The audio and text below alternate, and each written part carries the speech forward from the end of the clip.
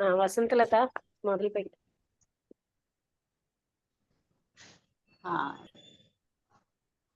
ఓం శ్రీ గురుభ్యో నమః. 25 September 2023 the way of self knowledge అనే గ్రంథంలోని ఎవరి అనిబిసెంట్ గారి గ్రంథంలోంచి లక్ష్మి గారు చదివి మనకు వివరిస్తారు, విశదీకరిస్తారు. అందరికీ నమస్కారం. ఇవాళ టాపిక్ ఏంటంటే ఆల్ట్రూయిజం ఇన్ యోగా. ఆల్ట్రూయిజం అంటే అంతటినీ ప్రేమించగలగడం. మనం to see sorrow as a truth implies a deep concern for the millennia old condition of the world and the ardent desire to succor the great orphan which is humanity. SUCCOUR చూడు దాని అర్థం. SUCCO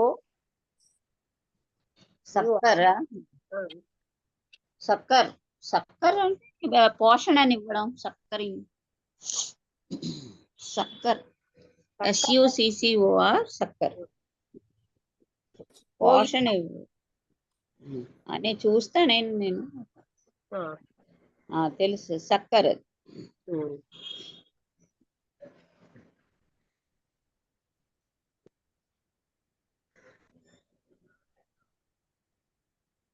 ఈ అంటే సారో అంటే దుఃఖాన్ని ఒక సత్యంగా చూడడం అన్నది. అంటే అర్థం ఏంటంటే మనకేంటంటే మిలియన్స్ ఆఫ్ ఓల్డ్ అంటే పాత పరిస్థితుల్లోంచి, ప్రపంచం యొక్క పాత లక్ష్మి చెప్పు. Help or sympathy given to somebody who is suffering. అర్థమైంది. Help or sympathy given to someone who is suffering and has problems. సహానుభూతి అని కూడా ఇందులో రాస్తుంది. సరే, చాలా బాగుంది. అంటే ఇలాగా ఎంతో బాధ అన్నది మిలేనియా నుంచి ఉన్నాయి ఈ పాత పరిస్థితి అన్నది ప్రపంచంలో. అలాగే ఆర్డెంట్ డిజైర్ అంటే ఏంటి, చాలా తీవ్రమైన కోరిక, వీళ్ళకేమో ఒక సహానుభూతి ఇవ్వాలి ఈ రకంగా నిస్సహాయాలుగా ఉన్నటువంటి అనాథలకి. అదే ఎవరు అంటే మానవులు, ఈ మానవాళ్ళంతటికీ అన్నది ఒక to see sorrow as a truth, సత్యం, ఆ దుఃఖం ఒక సత్యంగా చూడడం అన్న దాంట్లో ఇదంతా ఉన్నది. The existence of sorrow does not present itself as a truth when it is casually or superficially noticed. మనం క్యాజువల్ గా కానీ పైన కానీ చూసినప్పుడు సారో దుఃఖం అన్నది ఉన్నది అన్నది ఒక ఉన్నట్టుగా అదొక సత్యంగా మనకు కనబడదు. True altruism two is different from wanting to help. Altruism అంటే అంతటినీ ప్రేమించగలిగేటటువంటి స్థితి కూడా, అది ఇతరులకు సహాయం చెయ్యాలన్న కోరికకి భిన్నమైనది. In the ordinary sense of the term, truly altruistic అంటే నిజంగా ఆల్ట్రూయిస్టిక్ గా అంతటినీ ప్రేమించగలిగేటటువంటి పని అన్నది అది ఒక రకమైన యోగావే. Referred to by the Sanskrit words karma yoga. సంస్కృతంలో దాన్ని కర్మయోగా అనొచ్చు అంటున్నారు. సారీ లక్ష్మి గారు, ఫ్రెండ్స్ వచ్చారు, నేను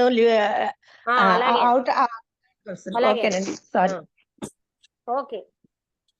It has to be totally free from the vanity of imagining that one is in the superior position of a person who is able to help. అంటే ఈ సంస్కృత పదాల్లో కర్మయోగా అని చెప్పొచ్చు. ఇదేంటంటే కంప్లీట్ గా ఈ గొప్ప అనే ఏమిటంటే ఊహించుకోవడం, తనేమో చాలా ఉన్నతమైన స్థాయిలో ఉన్నానని వ్యానిటీలో ఉండడం అన్నది అనేది టోటల్ అలాంటి లక్షణం నుంచి స్వేచ్ఛగా ఉంటుందంటే ఇందులో అది ఉండదు. Of A person who is able to help, సహాయం చెయ్యగలిగి నేను చాలా గొప్పగా ఉన్నానన్న వ్యక్తి కంటే, ఆ స్థితి కంటే ఆల్ట్రూయిజం అన్నది టోటల్ గా different. The history of mankind demonstrates that despite the good desires of many people, అంటే మానవాళి యొక్క చరిత్ర ఏం చెప్తోందంటే ఎంతో మంది యొక్క మంచి కోరికలకి అతీతంగా ఇంటెండింగ్ వెల్ బై అదర్స్, అంటే ఇతరులతోటి people intending well by others, ఇతరుల చేత మంచిగా కోరబడిన వాళ్ళకంటే the world has remained the same. అంటే ఎంతో ఇతరుల మంచి కోరిన వాళ్ళు ఉన్నా సరే హిస్టరీ ఆఫ్ మ్యాన్కైండ్ మానవాళి యొక్క హిస్టరీని కానీ మనం చూస్తే ఎంతో మంది ఇతరుల యొక్క మంచి కోరుతున్న వాళ్ళు ఉన్నా సరే the world has remained the same. ఈ ప్రపంచం అలాగే ఉన్నది. The mere desire to do good to another in no way qualifies a person with the wisdom necessary to be truly helpful. అంటే అందరికీ సహాయం చేయాలన్న ఒక కోరిక అన్నది నిజమైన జ్ఞానంతో సహాయం చేయడం, ఏ జ్ఞానం అయితే ఇతరులకు సహాయం చేయడానికి అవసరమో ఆ జ్ఞానం వల్ల నిజంగా హెల్ప్ఫుల్ గా ఉంటాం. అది ఇన్ నో వే ఆయన qualifies a person with the wisdom necessary to be truly helpful. అంటే ఇక్కడ నియర్ డిజైర్ కేవలంగా కోరిక, ఏదైనా ఒక మంచి చెయ్యాలి ఇంకోళ్ళకి అన్నది అది ఏమీ కూడా క్వాలిఫై అవ్వదు. ఏ వ్యక్తి అయితే నిజమైనటువంటి జ్ఞానం సహాయం చేయడానికి ఉన్నాదో ఆ వ్యక్తితో పోలిస్తే ఇదేమీ పెద్ద విలువ లేదు. కోరికే ఉన్నది కానీ ఏమీ చేయలేదు. Only the individual who is prepared through deep study, అంటే మనకి at the feet of the master అనే పుస్తకంలో కూడా మనం ఎందుకు స్టడీ చేయాలి అంటే to be helpful to others. అందుకని డీప్ స్టడీ లోతైన అధ్యయనం వల్ల మాత్రమే, which includes observation of nature and of human nature. ఆ స్టడీలో ప్రకృతినేమో స్టడీ చేయడం, మానవ నేచర్ని అంటే మానవుడి యొక్క స్వభావాన్ని స్టడీ చేయడం కూడా ఉన్నాయి, అందులో ఉంటాయన్నమాట. And of human nature fits himself to learn service in the true sense. అంటే ఏ వ్యక్తి అయితే ప్రకృతిని మానవుడి యొక్క స్వభావాన్ని డీప్ గా స్టడీ చేస్తాడో ఆయనే ఈ సర్వీస్ చేయడం అనేది నేర్చుకోగలుగుతాడు నిజంగా, ట్రూ సెన్స్ లో. Life is creative to a supreme degree. జీవితం అన్నది ఎప్పుడు సృజనాత్మకంగా ఉంటుంది ఉన్నతమైన డిగ్రీలో. And operates with unimaginable and astounding newness in every little point where it exists. Astounding అంటే ఆశ్చర్యకరంగాను ఊహకు అతీతంగా కూడాను లైఫ్ అన్నది ఎప్పుడు సృజనాత్మకంగా సుప్రీం డిగ్రీలోనే ఉంది. అండ్ అది ఎప్పుడు ఎలా ఆపరేట్ చేస్తుంది అంటే మన ఊహకు అతీతంగా ఆశ్చర్యకరంగా కొత్తదనాన్ని ప్రతి చిన్న పాయింట్ లోని ఎక్కడైతే లైఫ్ ఉందో అక్కడ కొత్తదనం ఉంటుంది. It's mode of growth or unfoldment, దాని యొక్క పెరుగుదల గాని వికాసం గాని can never be foreseen by a personal mind. వ్యక్తిగతమైన మనసుతో దాన్ని చూడలేము. For the magnitude of the creative power cannot be comprehended within the limits of the mechanical activities of thought. ఎందుకంటే ఈ జీవం యొక్క సృజనాత్మకమైన శక్తిని సామాన్యమైన ఈ మనస్సు అవగాహన చేసుకోలేదు. ఎందుకంటే దానికి పరిమితులు ఉన్నాయి ఆలోచనకి. ఒక మెకానికల్ గా ఉన్నటువంటి ఆలోచన దాన్ని అవగాహన చేసుకోలేదు. The world meaning that of individual existences is full of those latent meanings and deep purposes which underlie all the phenomena of the universe and occult science. That is, reason elevated to super sensuous wisdom can alone furnish the key wherewith to unlock them to the intellect. అంటే ఇదంతా ఒకటే వాక్యం. ఇక్కడ ఏం చెప్తున్నారంటే ఈ ప్రపంచం అంటే ఏంటి, మన అందరి ఉనికిలు ఉన్నది ఈజ్ ఫుల్ ఆఫ్ దోజ్, అలాంటి గుప్తమైనటువంటి అర్థాలతో నిండి ఉంది, లోతైన లక్ష్యాలతో. అవేంటంటే అంతర్గతంగా ఉన్నాయి. All the phenomena of the universe, ఈ జగత్తు యొక్క అన్ని సంఘటనల్లోని అది నిహితంగా ఉంది.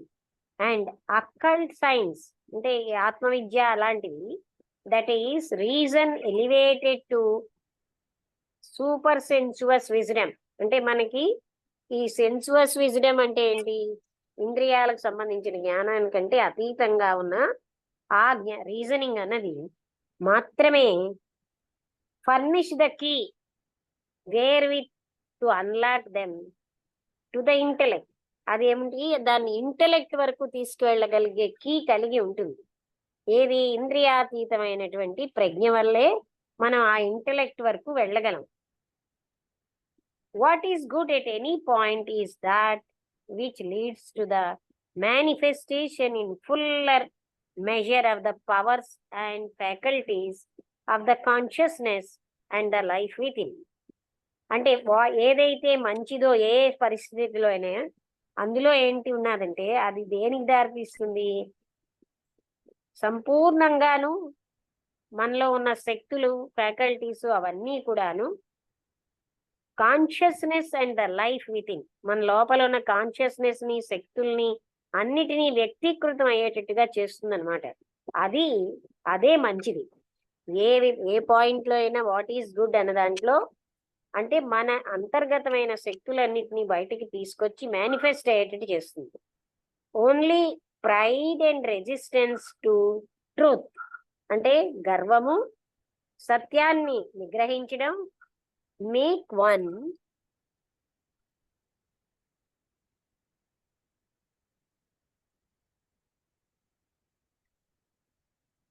presume that one can know what is good for another. అంటే అది మాత్రం ఏమిటి చేస్తుందంటే ఇంకొకడికి మంచి ఏమిటి అన్నది ప్రెస్యూమ్ అంటే ఊహించడం కదా. వసంతలత, ప్రెస్యూమ్ అంటే ఏమిటి చూడు. రెజ్యూమ్ అంటే అనుకోవడమే, ఊహించడమే, థింకింగ్. అంటే ఇక్కడ ఏం చెప్తున్నారు అంటే what is good at any point is that which leads to the manifestation, మనలో ఉన్నటువంటి ఫుల్లెస్ట్ గా మన శక్తులు, మనకున్న ఫ్యాకల్టీస్ ఇవన్నీ కూడా మన జీవితం లోపల ఉన్నవన్నిటినీ అంటే వ్యక్తీకృతం అవడమే మంచి. ఓన్లీ ప్రైడ్ అంటే pride and resistance to truth, సత్యానికి నిగ్రహం అంటే అడ్డుకోవడం, గర్వం, ఇవి మేక్ వన్, అవి ఏం చేస్తాయి మనుషుల్ని, that one can know what is good for another, అవి ఊహిస్తాయి అన్నమాట మనిషి ఇతరులకు ఏది మంచో. The true altruist acts under no such presumption, నిజంగా అందరినీ ప్రేమించే వ్యక్తి అలాగ ఊహించితే పని చేయడం. Great delicacy, humility and sensitivity are the marks of the maturity which is needed before one can help. ఏ వ్యక్తి అయినా సహాయం చేయాలంటే ఆయనకి ప్రాథమికంగా ఏ లక్షణాలు ఉండాలి, ఒక రకమైన సున్నితత్వం, నమ్రత, అదే సెన్సిటివిటీ, ఇవన్నీ కూడా లక్షణాలు అన్నమాట. ఒక రకమైన పరిపక్వత, అది ఆ వ్యక్తి సహాయం చేయడానికి ఆ వ్యక్తిలో ఉండవలసిన లక్షణాలు. Be humble if thou wouldst attain to wisdom, మీకు గాని నిజమైన జ్ఞానం కావాలంటే నమ్రతగా ఉండండి అని ఇది వాయిస్ ఆఫ్ ద సైలెన్స్ లోంచి వాక్యం తీసుకున్నారు. మీకు ఒకవేళ జ్ఞానం పొందాలని ఉంటే నమ్రతగా ఉండండి అని వాక్యం తీసుకున్నాం. ఇక్కడికి ఆపుతానండి. అర్థమైందా హనుమంతరావు గారు మీకు? కొంత ట్రై చేస్తానండి. చాలు, కొంతైనా చేయండి. అంటే ఆల్ట్రూయిజం అంటే మీరు ప్రేమ అన్నారు కదా, నేను పరోపకారం తీసుకున్నాను అర్థం. పరోపకారం, ఆల్ట్రూయిజం అంటే లవింగ్ ఎవ్రీ వన్, అందులోంచి పరోపకారం ఒక పద్ధతిగా రావచ్చు. అంటే ఈ మిలియన్ ఓల్డ్ అంటే కోటాను కోట్ల సంవత్సరాల కిందట ఈ ప్రపంచ పరిస్థితిని గురించి ఎవరైతే తీవ్ర ఆందోళన చెందుతారో అప్పటి దిక్కులేని మానవ కోటికి సహాయం చేయాలని ఎవరికైతే తీవ్ర కోరిక ఉందో వాళ్ళు దుఃఖాన్ని సత్యంగా గ్రహిస్తారు అని ట్రాన్స్లేట్ చేసుకున్నానండి. కోటాను కోట్ల సంవత్సరాల కిందట ప్రపంచ పరిస్థితిని గురించి ఎవరైతే తీవ్ర ఆందోళన చెందుతారో అప్పటి దిక్కులేని మానవ కోటికి సహాయం చేయాలని ఎవరికైతే తీవ్ర కోరిక ఉందో వాళ్ళు దుఃఖాన్ని సత్యంగా గ్రహిస్తారు. దేన్నైనా మామూలుగా గమనిస్తే దుఃఖం సత్యం కాదు. అలానే మామూలుగా సహాయం చేద్దాం అనుకోవడం కూడా నిజమైన పరోపకారం కాదు. నిజమైన పరోపకార ప్రక్రియ ఒక యోగం, అదే కర్మయోగం. అంటే మనం స్వార్థరహితంగా మనం పరోపకారం చేయాలి. మన దగ్గర సహాయం పొందే వాళ్ళకన్నా మనం గొప్పవాళ్ళం అనే భావం ఎప్పుడు ఉండకూడదు. అంటే మన దగ్గర సహాయం పొందే వాళ్ళకన్నా మనం గొప్పవాళ్ళం అనే భావం నుండి బయటకు రావాలి మనం. అదే నిజమైన సహాయం. అంటే మానవ చరిత్ర ఏం చెబుతుందంటే ఇతరులకు సహాయం చేయాలనే కోరికలు మాత్రం ఉన్నంత మాత్రం చాలదు. అంటే సహాయం చేయాలి. అంటే ఎవరైతే ప్రకృతిని మానవ స్వభావాన్ని బాగా అర్థం చేసుకుంటారో వారే నిజంగా సేవ చేయగలరు. అంటే తర్వాత అప్పటికి ఇప్పటికి ప్రపంచం ఒకలాగే ఉంది, చెయ్యాలన్న ఉద్దేశ్యం కోరికలు ఉన్నా సరే అని. అలానే ఒక వ్యక్తి ప్రజ్ఞ పరోపకార భావములతో నిండిపోతే అతనికి ఈ లక్షణాలు ఉంటాయి. ఏమిటంటే డెలికసీ, హ్యూమిలిటీ, సెన్సిటివిటీ, అటువంటి లక్షణాలు ఉంటాయి అని చెప్తుంది. అతనిలో ఆధ్యాత్మిక అభివృద్ధి ఉంటుంది. అంతరంగంలో మంచి ఆలోచనలు ఉంటే అతను మంచి పనులు చేస్తాడు. అలానే మనిషికి స్వార్థము, గర్వము, గొప్పవాడిని అనే భావం ఉన్నంత కాలం అతనిలో పరోపకార గుణం ఉండదు.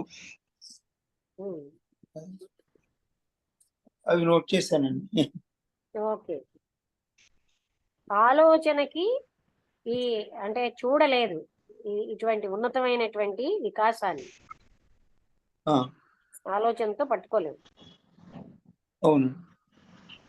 తర్వాత మీరు మధ్యలో లైఫ్ ఈజ్ అదేదో చెప్పారు, అది బాగా ఉందండి. ఏంటండి? ఏమిటంటే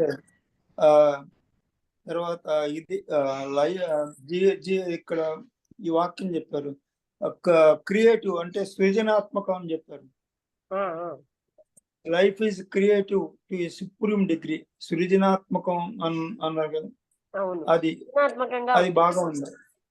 ఎక్స్ప్లెయిన్ చాలా బాగా ఇచ్చారు.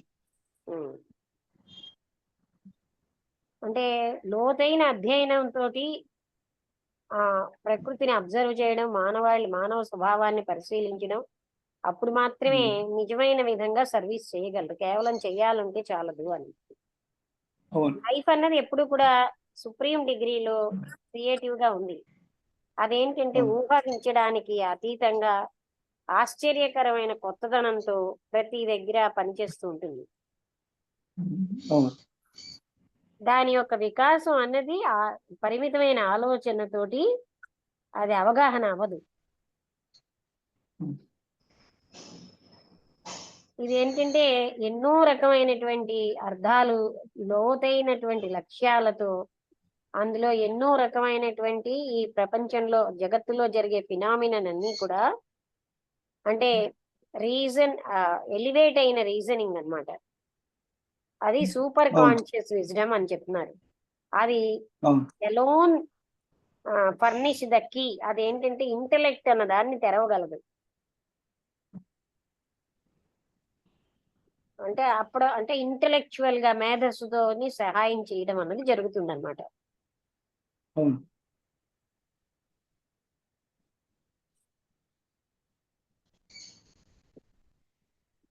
అంటే మనలో ఉన్న అంతర్గతమైన శక్తులు, ఫ్యాకల్టీస్ ఇవన్నీ కాన్షియస్నెస్ కూడాను వికసించడం అంతర్గతంగా వాట్ ఈస్ గుడ్ అదే మనిషికి ఎంతో సహాయం. అయితే గర్వము గాని సత్యాన్ని నిగ్రహించడం వల్ల వీళ్ళు ఊహించుతూ ఉంటారు. ఏమంటే వీళ్ళు సహాయం చేస్తున్నాము అని. ప్రెస్యూమ్ అంటే వాళ్ళు అనుకుంటారు ఏమని, that one can know what is good. మానవాళికి ఏది మంచో ఇతరులకు ఏది మంచో తెలుసని. నిజంగా అందరినీ ప్రేమించగలిగే వ్యక్తి ఎప్పుడు కూడా అలాంటి ఊహల్లో ఉండడు. అతనికి ఎంతో డెలికసీ ఉంటుంది, నమ్రత ఉంటుంది, అలాగే సెన్సిటివిటీ ఉంటుంది, తర్వాత మెచ్యూరిటీ ఉంటుంది. ఇవన్నీ కూడా సహాయం చేయడానికి ముందు ఆ వ్యక్తికి అవసరం. అందుకే వాయిస్ ఆఫ్ ద సైలెన్స్ లోంచి మీకు విజ్డమ్ కావాలంటే ముందు మీరు హంబుల్ గా అవ్వండి అని తీసుకోబడింది వాక్యం. 30వ పేజీ ఫస్ట్ పాసేజ్ వరకు చదివాము. ఇప్పుడు వసంతలత నువ్వు చెప్తావా?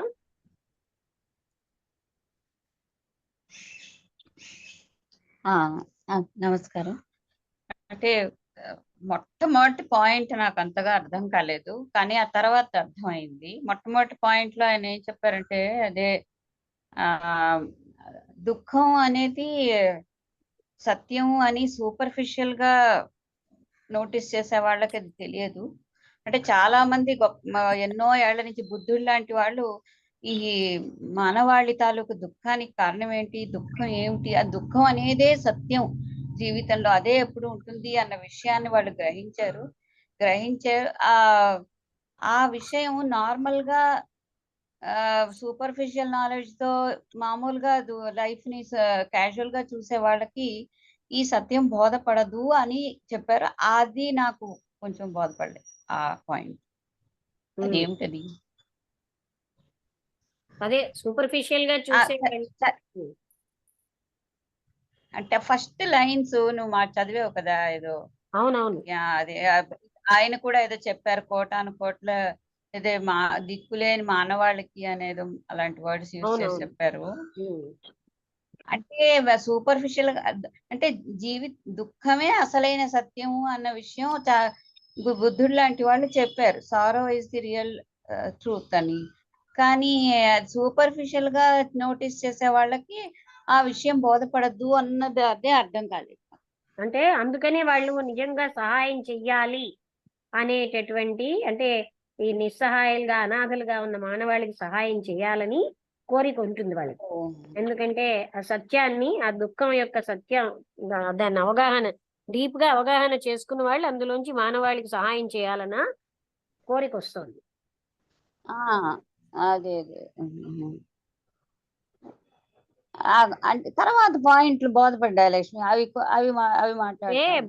ఇప్పుడు చూడు, మనం ఏదో పైన చూస్తాం అనుకుందాం, అక్కడ వాళ్ళకి దుఃఖం ఉన్నట్టు కూడా మనకు తెలియదు. అందుకని డీప్ గా చూస్తేనే మానవాళ్ళు ఎంత దుఃఖంలో ఉన్నారో తెలుస్తుంది.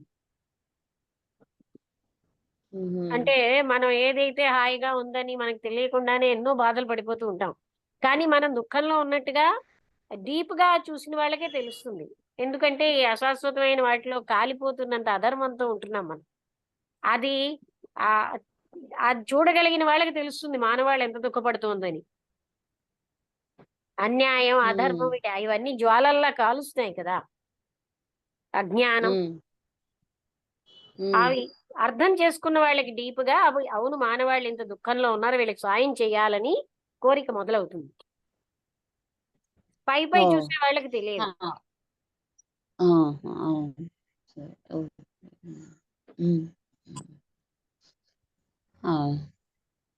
ఆ తర్వాత ఆల్ట్రూయిజం గురించి చెప్పారు. అదే ఆ హెడ్డింగ్లు కూడా మేము చదివాము. ఆల్ట్రూయిజం ఇస్ యోగా అని అది చదివా. అంటే ఎవరికైనా సహాయం చేయడం అనేది స్వార్థంతో చేస్తే, అంటే ఏదో తన గొప్ప చెప్పుకోవడానికి చాలా మంది నేను వాళ్ళకి సహాయం చేశాను, వీళ్ళకి సహాయం చేశానని అదేదో చాలా గొప్పగా తను బిహేవ్ చేశారని అలాగ భ్రమిస్తూ చేస్తూ ఉంటారు. అది అసలైనటువంటి ఆల్ట్రూయిజం కాదు అని చెప్పారు. అసలైనటువంటి అంటే ఆల్ట్రూయిజం అంటే అందరినీ ప్రేమించగల సర్వమానవాళిని ఒకే విధంగా ప్రేమించగలిగేటువంటి తత్వమే ఆల్ట్రూయిజం. అది అది చాలా ఎంతో ఎక్కడో రేర్ గా మనకు కనిపిస్తుంది. చాలా మంది స్వార్థంతోనే ప్రవర్తిస్తూ ఉంటారు. సో అది ఆ డిజైర్ అంతే చెప్తున్నారు. రియల్ ఆల్ట్రూయిస్ట్ ఎప్పుడు ఏంటంటే తన గురించి ఎప్పుడో తను ఏదో చేస్తున్నాను, ఇంకోటికి సహాయం చేస్తున్నాను అని అనుకొని చేయడు.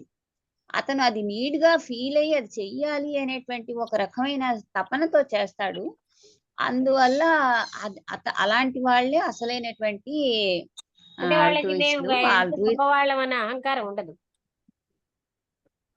గొప్పవాళ్ళం అని అహంకారం చేస్తున్నప్పుడు కూడా చేస్తున్నాను నేను అనేటువంటి ఇది కూడా ఉండదు అసలుకి. ఆ అనుభూతి కూడాను.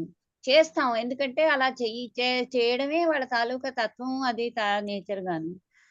తర్వాత ఇంకో ఈ విషయంలో చెప్పారు ఏంటది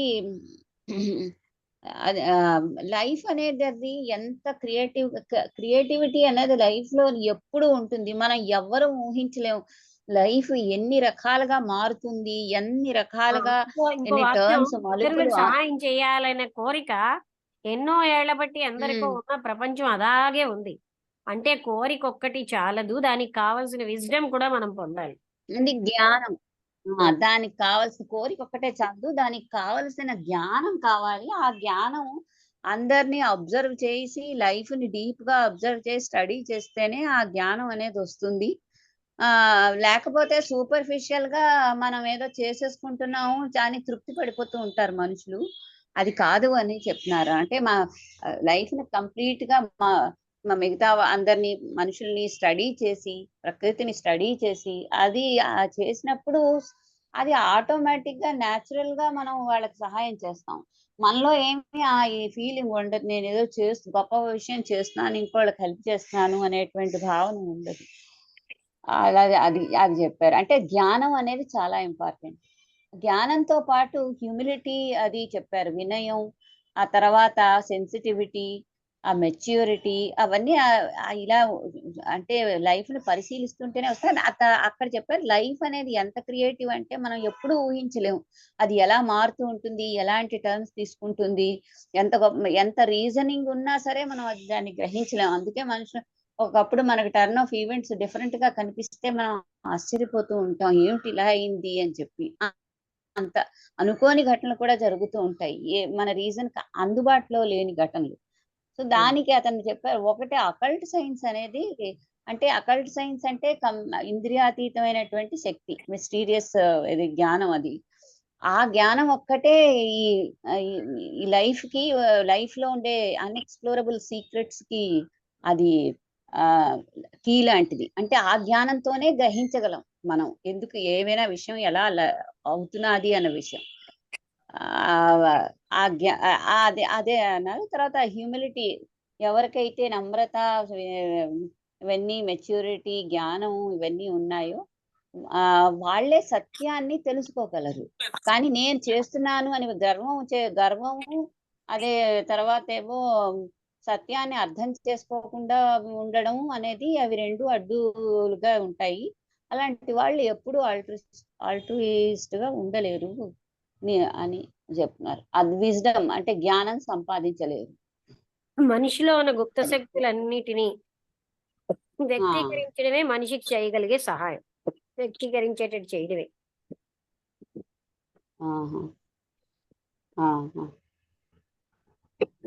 మేనిఫెస్ట్ అయ్యేటట్టు చేయడమే అది మనిషికి చాలా పెద్ద సహాయం. అంటే ఎదురుగుండా ఉన్న వాళ్ళలో ఉండేటువంటి గుప్త శక్తులన్నింటినీ బయటికి తీసుకురాగలగడం మనం చేసేటువంటి వాళ్ళకి సహాయం. అదేనా? అదే చెప్పారు. వాళ్ళలో ఉన్న ఫ్యాకల్టీస్, పవర్స్ సంపూర్ణంగాను అవి అంతర్గతమైన జీవితంలో ఉన్నవన్నీ పై మేనిఫెస్ట్ చేయడం, అదే మనం చేయగలిగే పెద్ద సహాయం.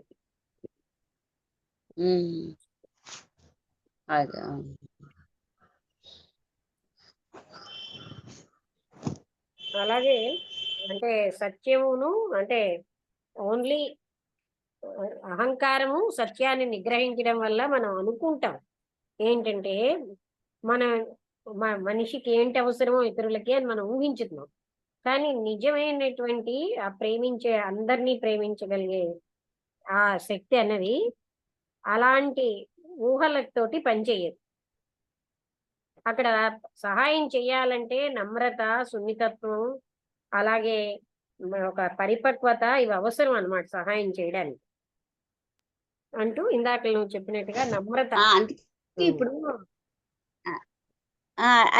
ఇప్పుడు ఎలాగంటే ఇప్పుడు ఎవరికైతే నమ్రత లేదో అంటే సత్యాన్ని గ్రహించకుండా వాళ్ళకి ఏదో చేసిస్తున్నాము అంటే తను సుపీరియర్ గా ఫీల్ అవుతూ ఉంటారు. ఇంకోళ్ళకి ఏదో చేస్తున్నాము అనేటువంటి తక్కువ చేస్తారు రెండో వాళ్ళని. ఎవరికైతే సహాయం అందుతుందో వాళ్ళని తక్కువగా చూడడం, దానికి కారణం మనం అహంకారం. నేను చేస్తున్నాను సుమి అనేటువంటిది అది లేకుండా ఉండడం అనేది ఇంపార్టెంట్. అది అందరికీ అర్థమైందా? శంకర్రావు గారు శంకర్రావు గారు 2 చోట్ల వచ్చారా? ఆకుల శంకర్రావు గారు.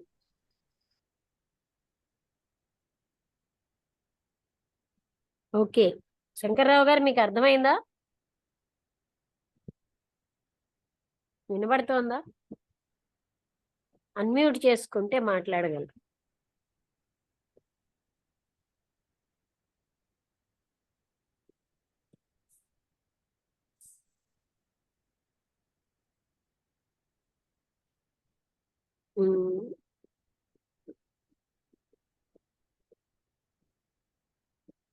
ఓకే, అయితే ఇంకా ముగించేద్దాం.